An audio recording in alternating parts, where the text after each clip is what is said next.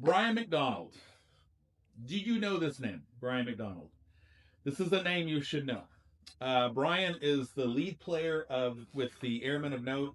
Has been now for, gosh, I don't know, maybe 20 years, something like that. Before that, he's done a variety of things, but I met him when he was playing lead trumpet for Maynard Ferguson.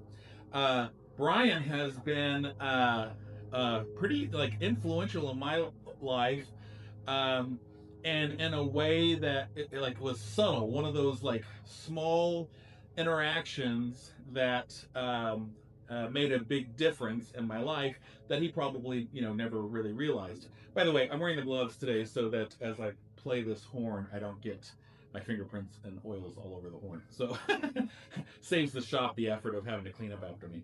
I feel a little bit like Mickey Mouse like this. Oh no! So before I get into the horn here, the quick story about Brian.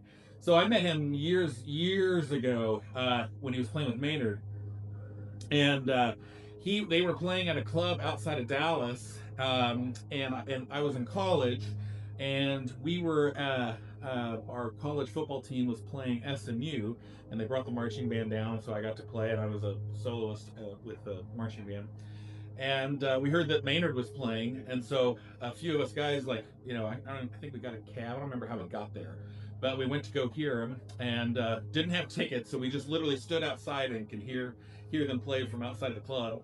Afterwards, caught up with Brian and just like was kind of picking his brain, which was kind of a thing I've like always done my entire life. And I asked him like, how did you get to this ability where you could like do play lead for Maynard and be that good? And he said that basically he went and studied with Roger Ingram, and he was just like, I'm just going to go do whatever this guy tells me to do, no matter what I think about it, no matter how crazy I think it is or whatever. Because at that point, Roger Ingram was like the top call lead player in the country, probably the world. Sorry for all the lawn noise going on around me during story time here.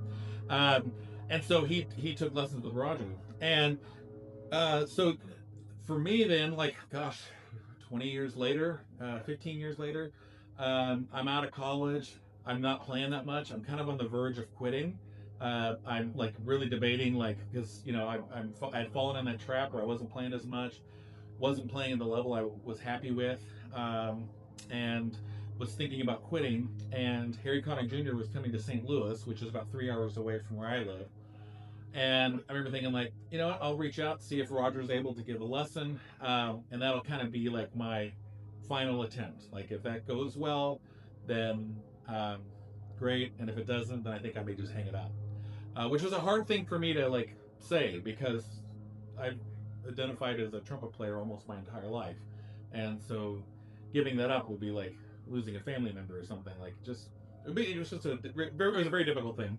So I took this lesson with Roger, got to meet Harry, and the lesson with Roger was great. And what was funny is like the first 45 minutes or so of this lesson, he's just like running me through these exercises, and like it is not going well. And I remember at the end, like during all this thing, and like I am definitely quitting after this. Um, and then at the end of that, he just kind of like looks at me and shakes his head, and he goes, "I can hear that you're a good player. Um, I can see what you're doing wrong, and I can help you with this." And I was just kind of like, okay. I really had never had anyone just be so matter of fact about my playing, the assessment. You're a good player. I see what you're doing wrong. And so that led to me taking several lessons with Roger, and it was kind of the beginning of like turning my chops around and this whole discovery of playing. So I really credit Roger for that, and I credit Brian for sharing that. So why am I bringing all this up? I don't know. Story time, I guess. You're here. We're watching stuff. But I playing with the Missouri Jazz Orchestra many months ago, 6 months or so ago. One of the trumpet players in the bandstand shows up with his horn, and he's like me. He's actually not that big of a horn nut, but he's gone through a bunch of trumpets recently, which is funny because I think for the first 20 years I knew him, I think he had the same trumpet. Um, and he was like, "You got to try this," and I was like, "All right, what is it?" And I looked at it, and it was the Brian McDonald signature model from Carol Brass. And I remember thinking, well, that's really interesting because I know that Brian is a Conn 36B, Constellation 36B lover. I bought a bunch of Constellation 36Bs just because he loved them so much. I don't play them anymore. I've since sold them, but I could see why he really liked them. And so I thought that was real interesting that he's, was kind of moving away from that. And so I played that horn a little bit that night on the bandstand and was really, really impressed with it. And so reached out to Whaley at Carol Brass to see about getting some. So we got a few of these in. And this is the first look at that horn. And so if we kind of look at it here, we can see we've got a reverse tuning slide design. We do have a single brace there for which generally gives you a little bit more focus to the sound. One-piece bell, Z bracing, a 3-ring system, which I always really like that. Carol Brass valves are always fantastic. Flat valve tops. Yeah, just a simple but really, really nice instrument. So I do have, and it comes in this little gig bag, which is decent. Rather than just play a 3, I'll just go straight into my lead mouthpiece. And let's see what it plays. This is kind of the first notes of the day. Did one video before this, and now onto this one. And I have not yet played this horn, so I'm actually really eager to check it out and see.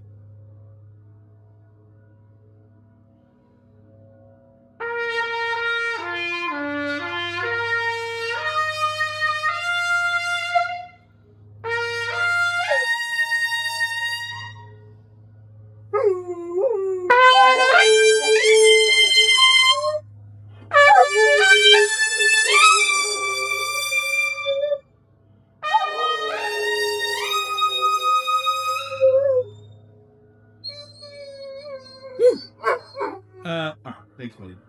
Sarge approved, obviously.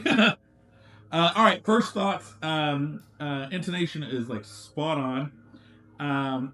The sound obviously has just this like sizzle to it, but there's like a core to it. It almost, rather than just being like all high end, when you're in the room with it, there's like a core that just feels like it's just like driving the wall.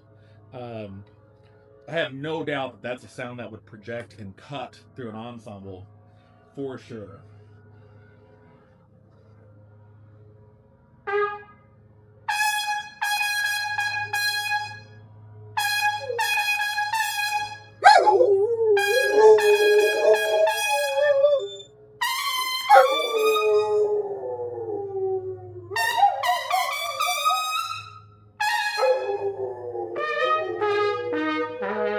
Yeah, man, that's impressive. That's impressive. Super bright, super zingy. Does sound great. All right, I said I wasn't gonna do it, but I'm kind of curious.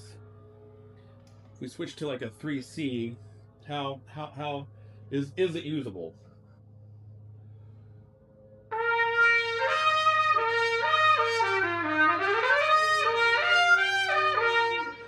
It's okay. It wouldn't be my first choice for me.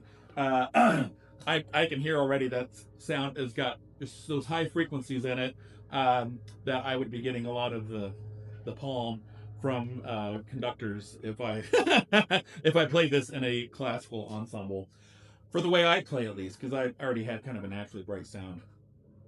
Yeah, that's really impressive. Yeah, I like that. I like that quite a bit. It'd be fun someday to do a shootout between this and my Stomby, which is the horn I play the most for lead stuff.